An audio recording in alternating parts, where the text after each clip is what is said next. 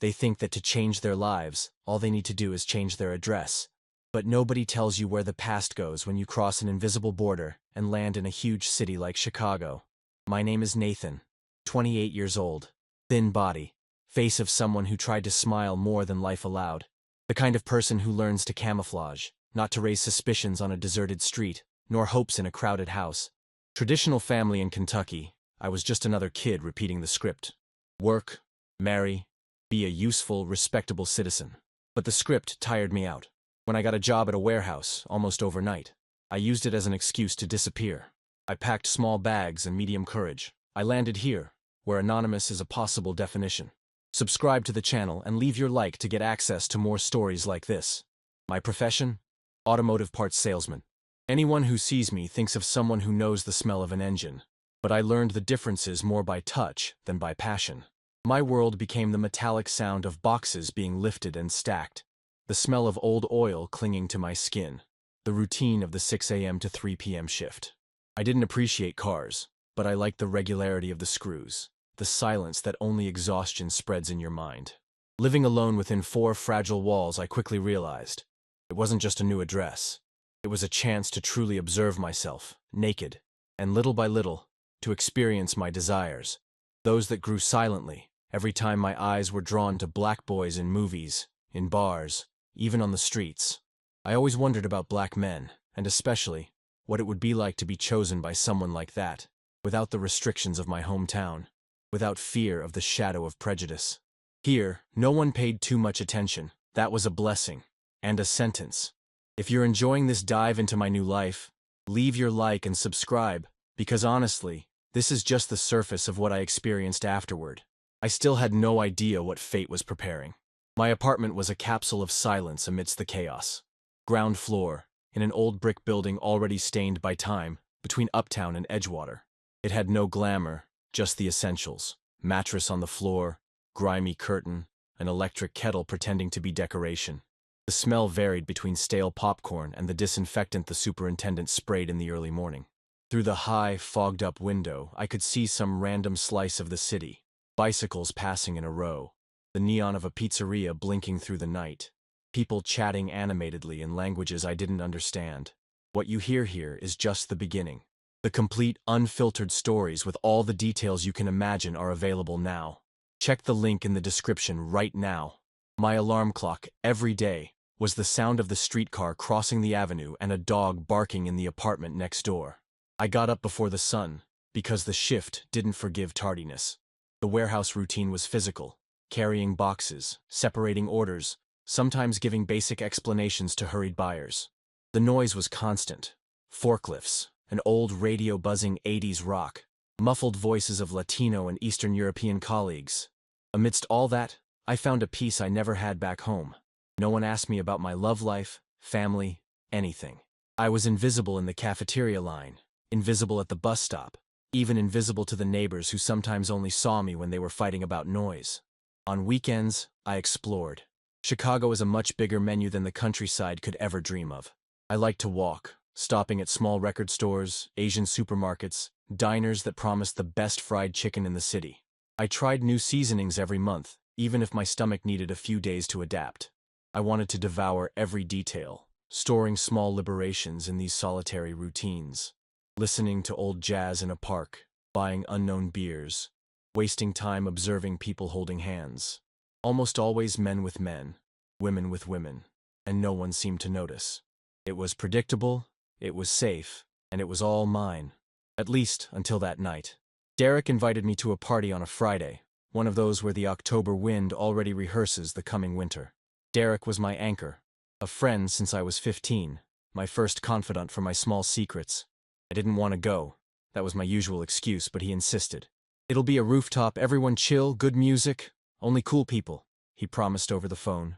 I accepted, more out of guilt than desire. It took me a while to get ready. Black t-shirt, worn jacket, dusty sneakers. My strategy was to go unnoticed. Above the buildings, the view of Chicago was like being in another dimension. Each light a different possibility. The rooftop was already packed. People dancing, laughing, kissing, forgetting about their bills. Everything seemed distant to me, so I grabbed a beer and leaned against the side wall. The music was loud, but my brain filtered the sounds. I observed anonymously, at least until Derek showed up, already striking up conversations with acquaintances and introducing me to many others I'd soon forget. That's when I heard a different voice, low and husky, that pulled me out of my bubble. Elijah. He introduced himself with a wide smile, dark eyes that seemed to weigh what I left unsaid. He wasn't to be ignored. Older, maybe 35, casually dressed, well-groomed beard, strong arms, wrist adorned with a single leather bracelet. When he greeted me, his fingers lingered longer than usual, squeezing my hand. His perfume was striking, sweet spices and wood. Elijah quickly said he was operations chief at a fast delivery startup, but his mouth curled into an ironic smirk when he talked about work. Quickly, he switched to other topics. He complained about Chicago pizza, a local heresy, laughed loudly at the characters who live in buildings with always closed windows, as if the whole city hid secrets. I wasn't much of a talker, but the words came out effortlessly. Between beer and jokes, I discovered he liked jazz as much as I did, that he trained boxing on Sundays, and that he had lived in 4 cities before settling here. Our contrasts were striking. He expansive, I withdrawn. He talked with his hands, animated. I, arms crossed, looking for my place there. First impression? I was a tourist, and he already had the map of that universe. In the following days, I didn't think we'd exchange messages, but Elijah had a way of turning casual encounters into routine. On Sunday, he appeared in my DMs, sending a tip for an outdoor bar, where, according to him, they played the only decent saxophonist in Chicago. I accepted, trying to convince myself it was just curiosity. The place was simple, full of dented metal tables. The beer was cheap and bad, the music truly good. We spent hours listening, few words and many exchanged gestures, smiles, glances that lasted a little longer than reasonable. Elijah was good at stories. He introduced me to dishes I'd never dare try alone.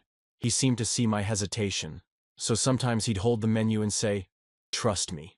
I discovered flavors so intense they set my mouth on fire. I politely fought for the bill, and lost. Another day we walked down Devon Avenue. Flavors from all corners of the world. Elijah showed me concert posters on murals, people he knew, shortcuts I would never notice. It was uncomplicated. As we walked, hands almost brushing, I felt a surge of freedom. For the first time, I allowed someone to cross the barrier of touch, even if without clear intention. I started to like the sound of his laugh, the way he'd force a Kentucky accent to tease me. We shared small failures. He tried to teach me how to order an Indian dish without mispronouncing the name. I showed him how to open a bottle with a lighter. Between mistakes, spicy food, and little stories, I realized I was learning to trust not the other, but myself. The feeling that, with Elijah, I didn't need to put on any mask. Everything was new. Coming home with a different smell clinging to my clothes, emptying my phone with screenshots of exchanged memes, having someone who, even by message, asked if I had slept well. Our friendship was made of brief, but warm intervals. I knew I wanted more, but I preferred not to admit it. The problem with creating expectations is that you allow yourself to forget fear. At first, Elijah seemed just friendly and curious. Soon it became clear that he was a master at changing the subject when I tried to bring up anything about his life, family, or past. He diverted with charm, but it was a diversion.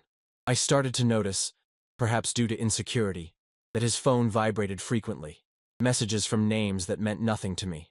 One of them, Julian, always appeared, usually late at night, always answered quickly.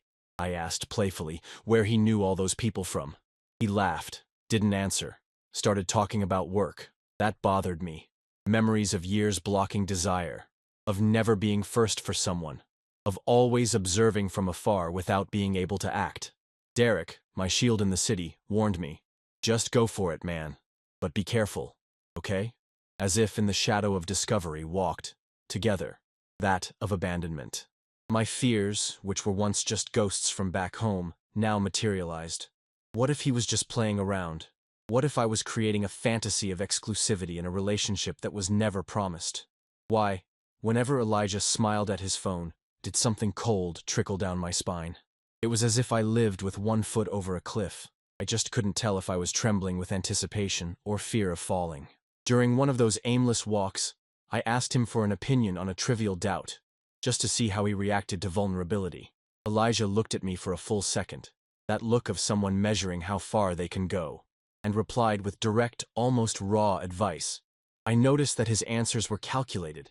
Every word weighed before it came out. It was easy to laugh with him, difficult to truly touch him. I also kept my own blockages. I almost never talked about my family, omitting the silent pressure that had brought me here. Pretending strength, I never admitted how much the old fear of humiliation, of hearing, "That's not for you," still followed me. The result? On the outside, I was the easygoing guy, the new friend. On the inside, I spent nights wondering if Elijah would appear again, or if he had just been another passing face. Some situations tested all that.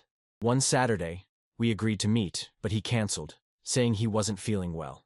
That same night, I saw photos of him in another neighborhood, with other people, posted by mutual friends. Jealousy bloomed, mixed with a childish shame. I dwelled on it, thinking about how I could demand something that was never promised to me.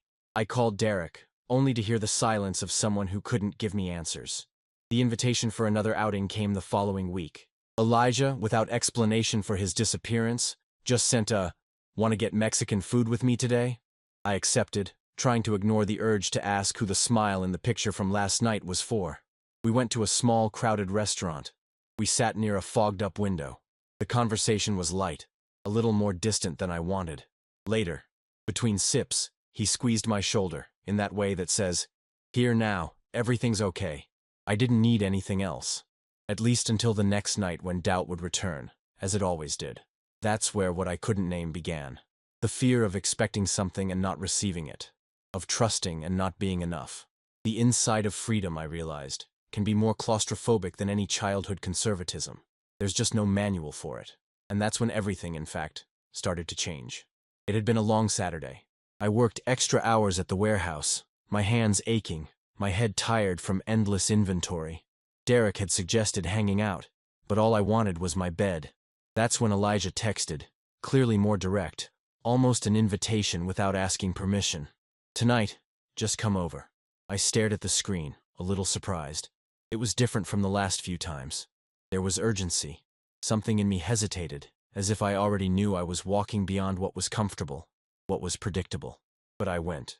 I went because I wanted to, because I felt the need for this plunge. Even without knowing where my head would resurface. The city seemed to exude a different energy that night. It wasn't hot, nor cold. A soft mist hung around the corners, and the yellow streetlights flickered like a whispered promise.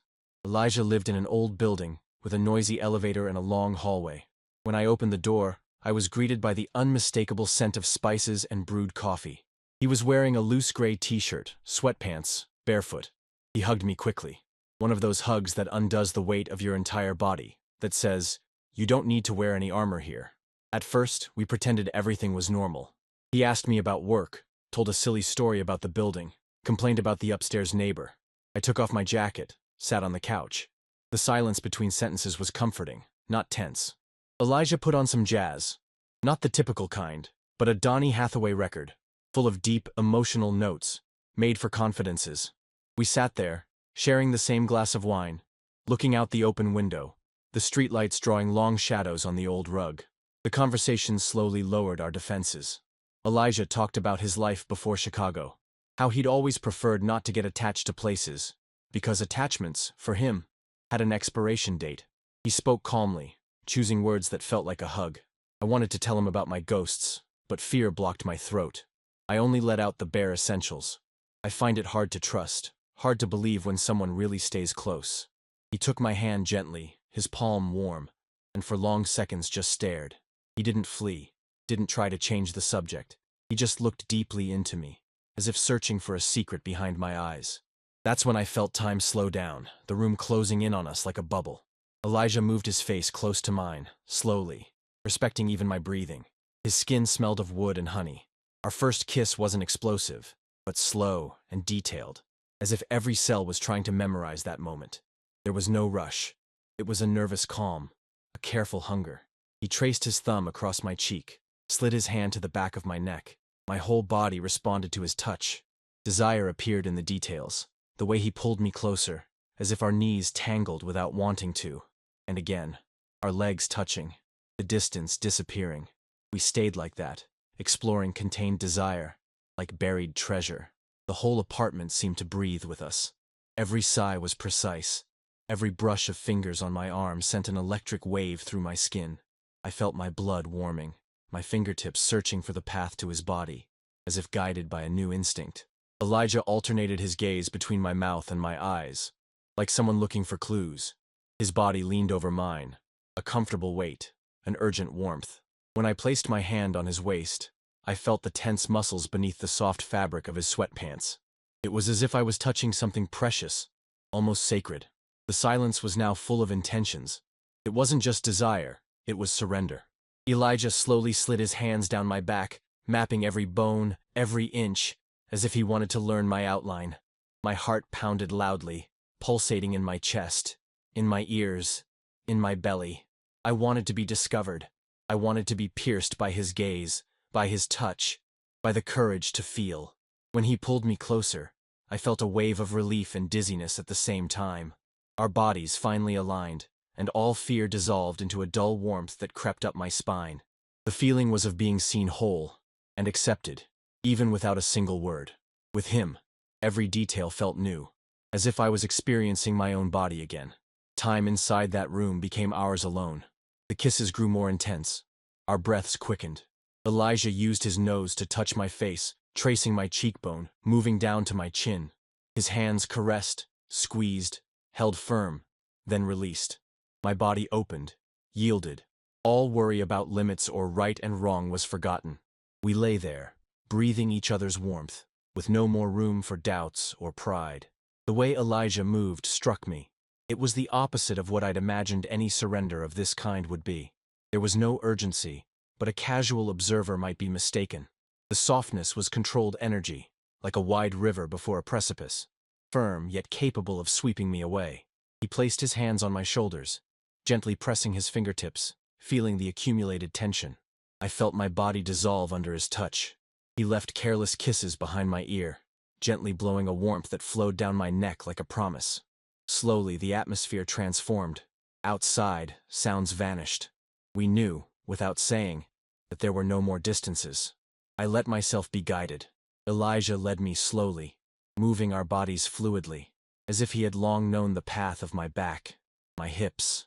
It was as if he gave me permission to release all control, to untie all knots. He was silent with his mouth, only breathing, sighs, the faint sound of bodies sliding like warm oil over wood. The couch was no longer enough. We moved through the apartment, each step a progression, each hesitation overcome by a gesture, a complicit smile, a lingering gaze. When we stopped at the edge of the bed, Elijah sat down, pulling my legs over his. We faced each other, exploring the texture of skin, the easy shiver of hair. My fingers ventured over his chest, feeling his heart beating with every touch. His body was firm, solid, yet held a rare tenderness. I noticed small smiles forming as my hand traced his face, outlining his jaw, following to the curve of his ear. The ritual of taking off his shirt was almost solemn, not for the gesture itself, but for the way we looked at each other. I felt the air grow denser, my skin completely prickling when he ran his thumb across my chest, descending until he found my abdomen. His beard lightly grazed my chin, the warmth of his lips tracing a path that left my skin ablaze.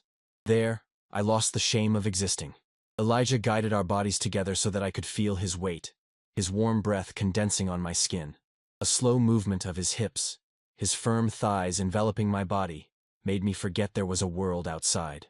With each touch, I felt my body explored in a new way. He slid his hands down my back, slowly tracing my spine down to my lower back. The heat increased, transforming every little friction into a spark. His gaze was an invitation and acceptance. I felt, more and more, the whirlwind of sensations grow. Surprise, desire, the kind of pleasure that seems too big for just the body. We moved through a journey of touches and long kisses, intertwined breaths, muffled sighs from the warmth of our faces pressed together. My body lost its restraints, flushing at the extremities. Elijah made sure to maintain eye contact. With every gesture, he sought my eyes, as if to make sure I was whole, present, open. Our bodies synchronized into a rhythm that united strength and tenderness, desire and lightness, a perfect crescendo between anxiety and trust. His movements were precise, a mosaic of intentions that were sometimes soft, sometimes firm, hands that held my hips, fingers that traced my chest. a mouth that nibbled my shoulder. Time seemed stretched, distorted, as if we were isolated in another dimension. The pleasure was growing, deep, invading my breath and making me forget any old pain, any fear of not being seen. In that room, smelling of spices mixed with sweat, Elijah transformed the setting into an altar of discovery. My body opened without resistance, accepting that passionate surrender that lifted me off the ground.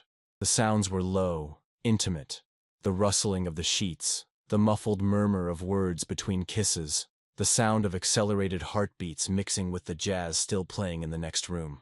When I reached the climax of that encounter, it was as if the whole world pulled back.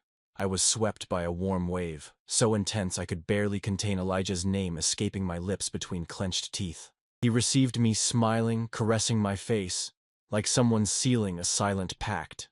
We stayed there, clinging to each other, trying to gather the pieces of what had passed through us.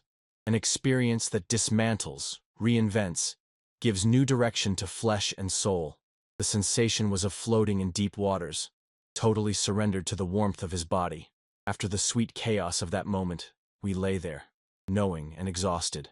Elijah traced imaginary circles on my chest with his fingertip, while his breathing searched for some rhythm after the storm. I felt a strange peace, a mix of relief and shock. The silence was comfortable. There was nothing to say. My mind, however, wouldn't settle. It replayed every detail, trying to understand if that changed anything, if it was an open door, or just a night that would never be repeated. Elijah seemed relaxed, but his gaze was distant. He kissed the top of my head, a kindness without promises. While my body replayed the sensations, my mind was already bringing up questions. On the outside, I pretended to be calm. On the inside, I analyzed every gesture, trying to guess if this was the start of something bigger or just an unusual night. I felt a mix of pride for having allowed myself to go, shame for fearing I wasn't enough to keep him there, and dread for already investing more than I should have. Elijah's delicate touch seemed to say, "It's okay, it was beautiful," but the absence of words only left room for uncertainty.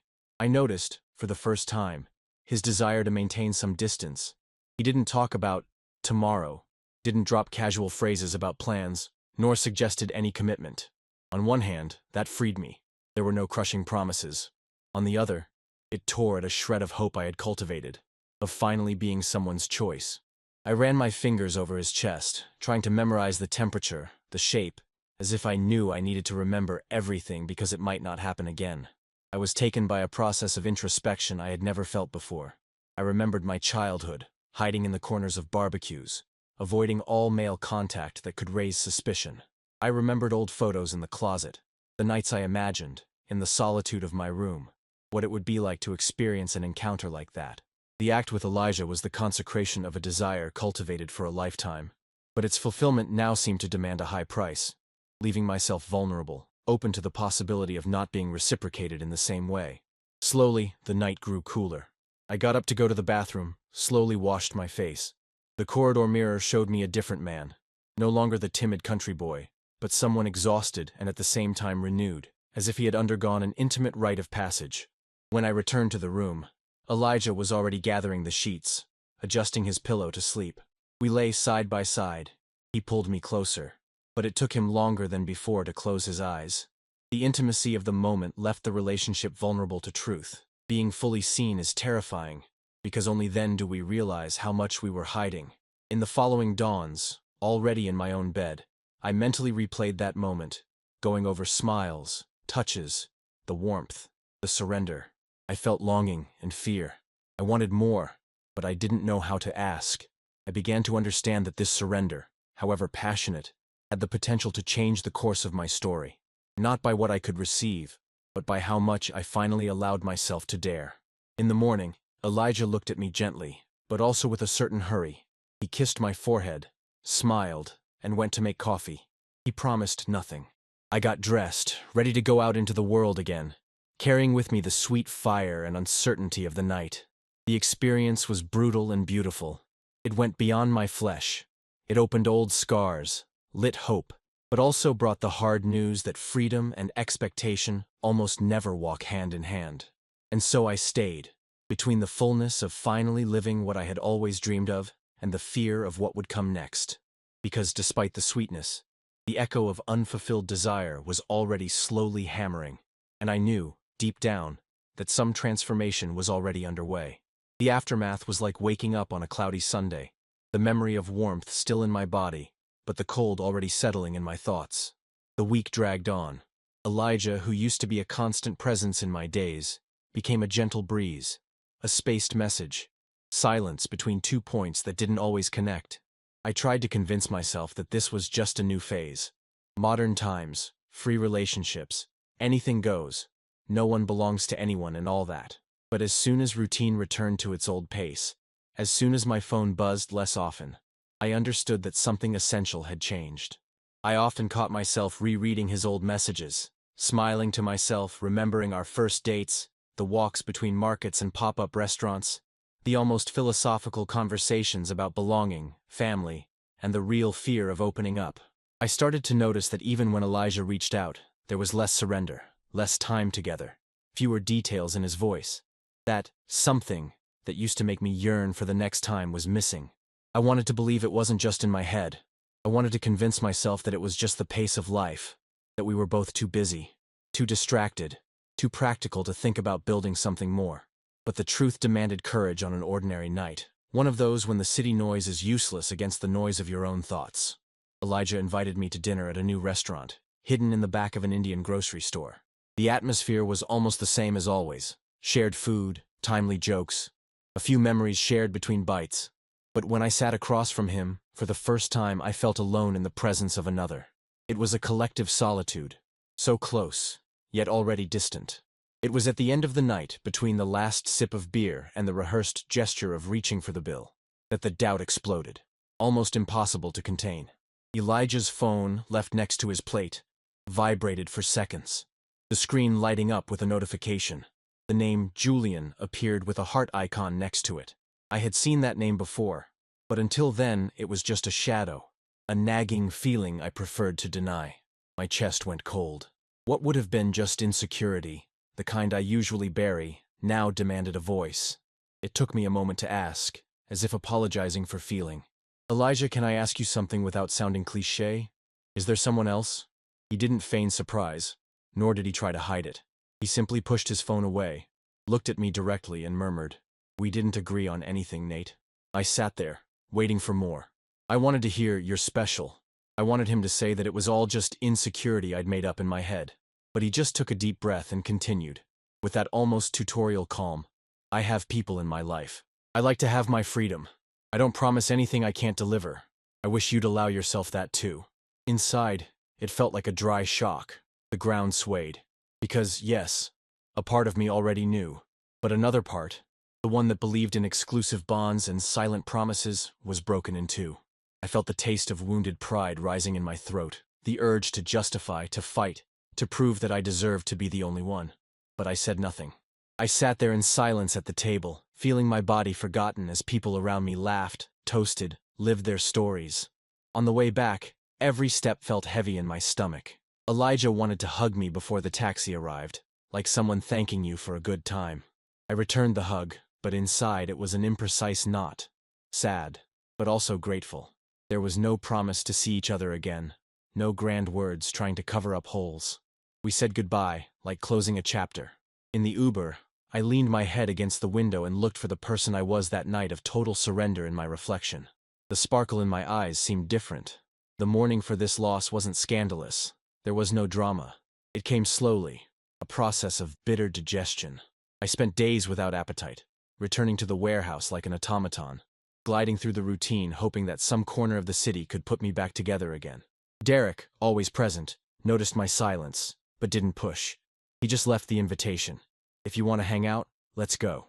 Deep down, I was grateful. Silence sometimes is better company than hurried consolation. I started replaying all the details, trying to find the exact point where I expected too much or failed to see the signs. The memory of the surrender with Elijah was both a wellspring of happiness and a source of pain. I felt proud for having allowed myself to experience it, but also guilty for having deluded myself. No resentment grew, only longing for what I imagined it would be. That's how, little by little, I began to understand something new about myself. I couldn't expect someone to give me all the answers. I couldn't demand exclusivity from someone who didn't intend to promise it. I began to realize that the experience wasn't just about the other person, but mainly about how much I allowed myself to live, to feel, and inevitably, to suffer too.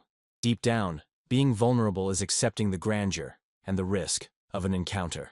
2 weeks later, I went back to the rooftop from that first night, alone. I brought a cheap beer and just watched the city lights, listening to the distant sounds of conversations and laughter.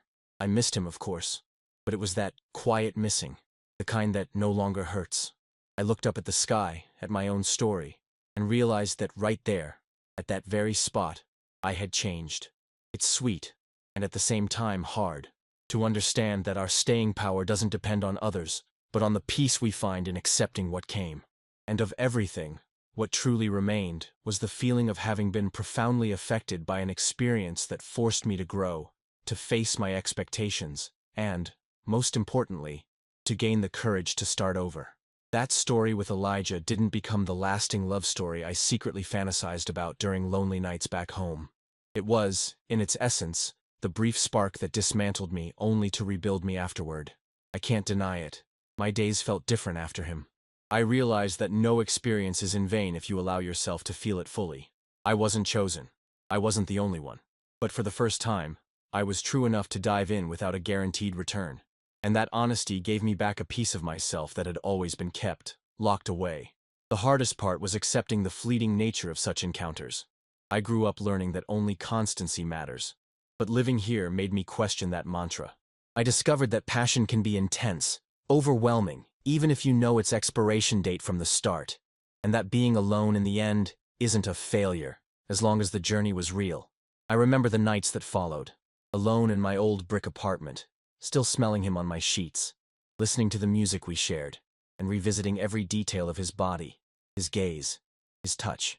It was tempting to fall into the trap of regret, to think it would have been better if I hadn't gone, if I had held back the impulse to surrender.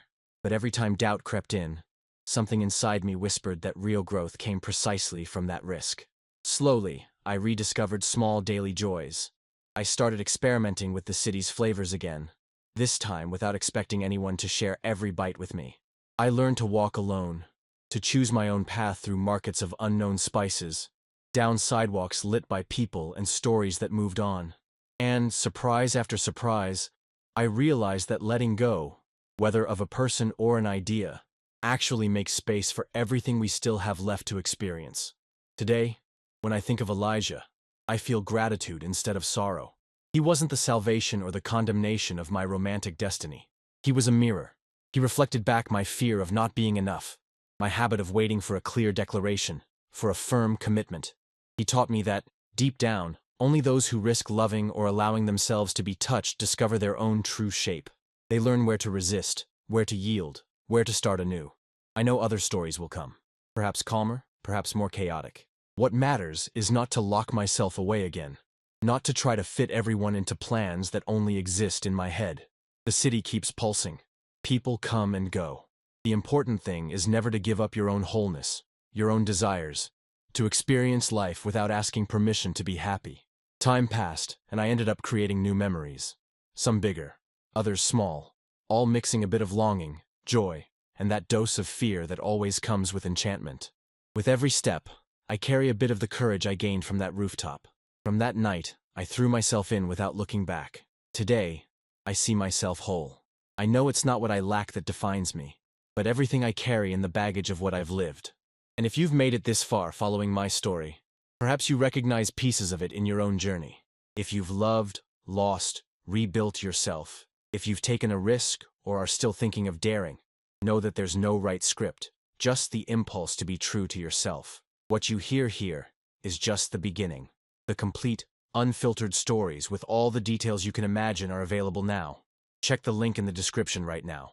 So, if my words resonated with you, leave a like, share this video, and subscribe to the channel so you don't miss the next episodes. Because every story, of love, heartbreak, or simple discovery, is another chapter of who we become. And who knows, maybe this is where you find the hook that pulls you into your next big experience. See you soon.